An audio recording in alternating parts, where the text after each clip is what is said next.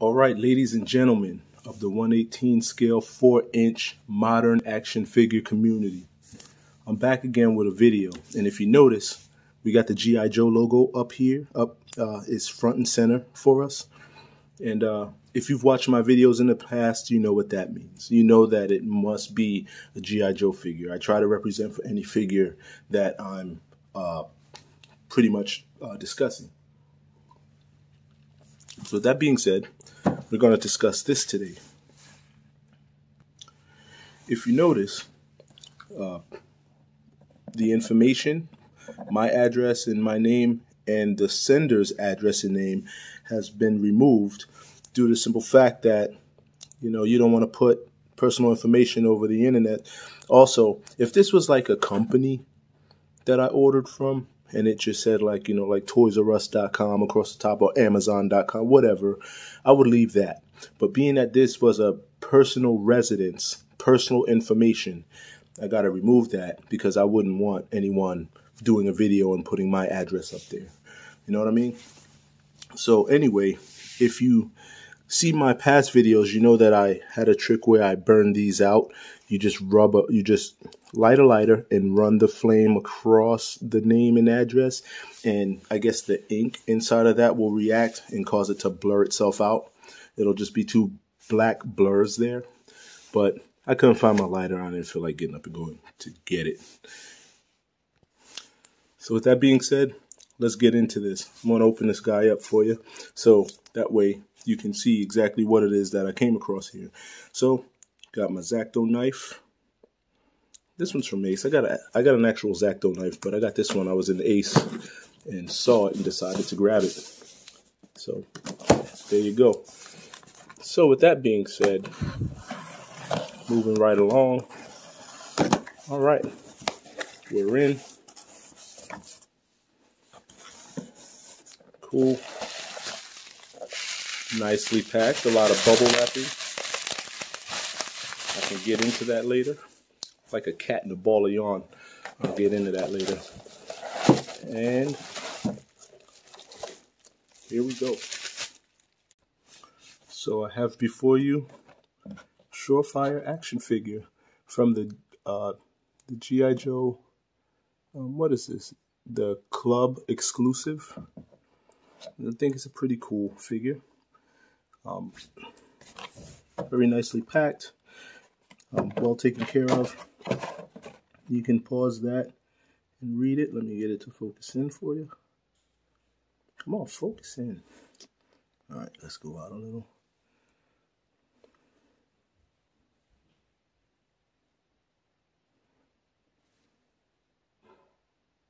It does not want to focus today. All right, there we go. We got things back together over here. Okay, so you can pause that and read that if you like. Pretty much, he's Surefire, military police officer. David S. Lane is his name, and he is a CID commander. Secondary military specialty is telecommunications. Birthplace, Los Angeles, California. So first off, I can tell you, this is pretty cool. I'll put him back there. It's a pretty cool figure. I was not a member of the G.I. Joe club. I wish I was, but I was kind of on a cusp of, I wasn't really into collecting these at the time. But if I would have known, I would have gotten into the club earlier. So now I have to find these things where I can. And whenever I see this guy, he's always been super expensive, like in the $100 range and above. So I've seen him for $120, $130, all different types of prices. But you know my motto, if you don't like the price, wait a minute. Because, of course, you'll eventually find it. Some seller is going to be getting rid of it, and he's going to knock down the price to about half. So with that being said, I like the club exclusive figures, but I've heard a lot of interesting details about these figures, that when it comes to the paint apps, when it comes to faces, so with that being said, you kind of got to get in where you fit in and and don't expect perfection with these. I can tell you already, I've already noticed a defect in this figure, but it's a small thing. I can either, retouch it, or I can let that go. I can also tell you Keelhaul, the defect with him was in the actual, because I also have the Keelhaul, and I'll do a video at some point with him, but he has the skinniest legs. Like, I mean, why'd they cast, nobody cast that figure and then looked at it and said, man, he's got some skinny legs, because Keelhaul as a toy, as a kid, he didn't have skinny legs, So with that being said, let's get into this and let's get a look at him and his equipment. That being said, pretty cool looking. I know some collectors are probably, just foaming at the mouth right now that I open this. But me, I'm an open box collector. I like to take things out of the package and then put them in a package of my own.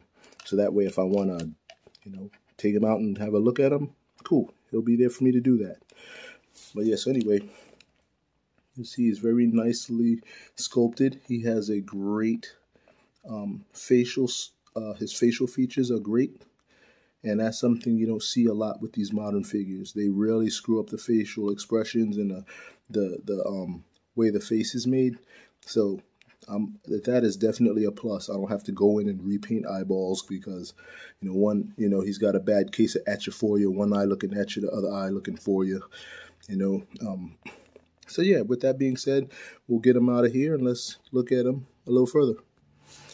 All right, so we're back and we got him out of the packaging, and this is him in all of his equipment.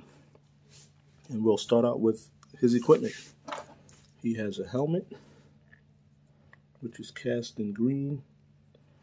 I don't understand why, because if you look at the bottom, you see it's brown. But I don't understand why there is a painted green helmet. You could have just used green, and then you wouldn't have to paint the helmet. The helmet doesn't look. It's a little clunky the way it's done, but it serves the purpose. I like it. We'll put that right on his head for now. All right. Here he has his firearm. Again, not a weapons guru, so I'm not sure what that is. It could be an M4. I'm not sure though. But yeah, I'm not even going to attempt that. And he has this thing here. It's funny because I knew the name of this and I forgot it. I should have looked it up before this video, but too late. You guys get the picture on what that is. I bet you there's some of you out there that can name it right off the rip. He has a flashlight. Nothing special about its casting. It's just pretty much plastic. It does look nice, like a flashlight. It's got a little button there, but it doesn't have like any detail to it. And of course, every good officer comes with his cuffs, which is pretty cool. I like having handcuffs. And if he didn't have it, you can always go on Marauder's website and order these. Excellent. This is bubble pack. File that to the side. Now let's look at him. Of course, he has a stand with his name on it. Okay, there you go. Oh. He does not want to. Man. Okay, there we go. Codename Surefire. G.I. Joe logo. We've seen that all before. Here is, of course, take his helmet off. Now I discussed that he did have a defect. There it is right there. They forgot to paint his sleeve green, which is not a big deal. He's done well enough that I can overlook that. If you look at the back, I really like that he has this police logo over his back. He's got a little area for him to peg something in right there, but he doesn't have anything that pegs in right there. So, oh, you know what? I think that's where you peg in his handcuffs. All right, there you go. You can use that for his handcuffs. Cool. He's got a sidearm, and it is not removable. knee pads. He's got this really cool vest. He's got a radio, not removable. Really cool badge right there on his chest.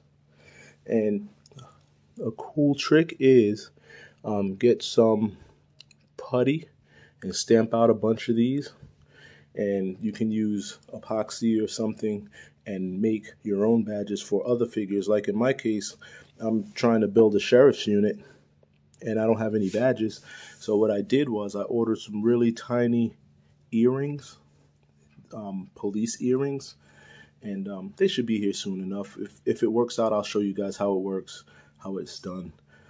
I was thinking to get those earrings and stamp them out and, you know, shave the back and make badges out of them. Let's see how big they are once I get them.